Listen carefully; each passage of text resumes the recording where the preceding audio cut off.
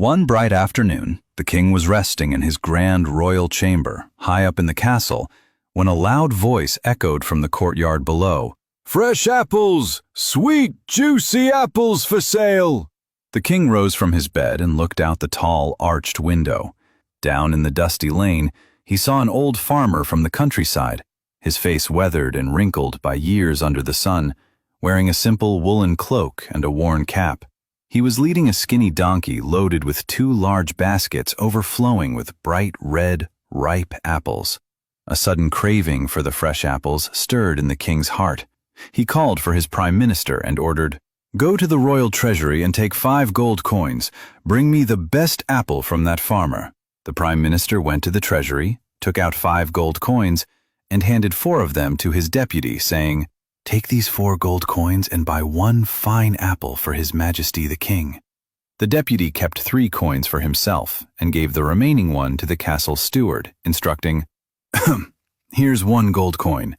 Go and fetch a good apple for the king."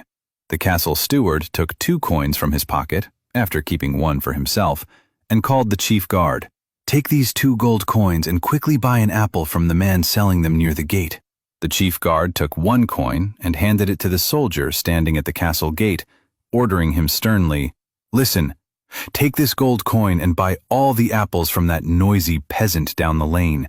His shouting has disturbed the king's peace." The soldier rushed out, but instead of paying, he grabbed the poor farmer by the collar and shouted, "You ignorant peasant! Don't you know this is the king's castle?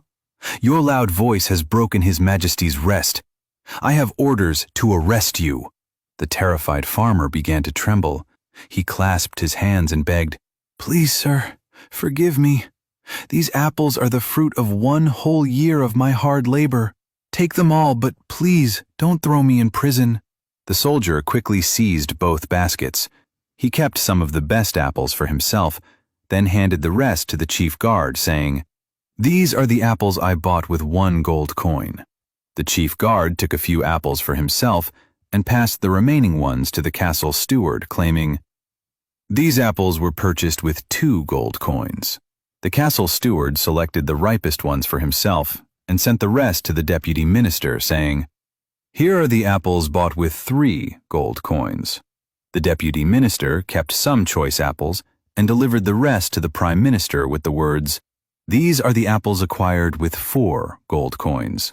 Finally, the prime minister selected the last 5 perfect apples and presented them proudly to the king, announcing, "Your Majesty, you asked for just 1 apple, but the farmer was so generous that he gave these 5 fine apples in exchange for the 5 gold coins." The king looked at the apples, smiled with satisfaction, and said, "My people are truly prosperous in my kingdom. 1 gold coin for each apple. What a fair deal. It is time we raise the taxes again, so that we can properly fund the royal expenses." Just a few weeks later, heavy new taxes were imposed on the common people. Workers began to starve for bread, farmers fell deep into debt, and the markets became empty and lifeless. Poverty spread rapidly across the land. Even small acts of injustice are the foundation of ruin.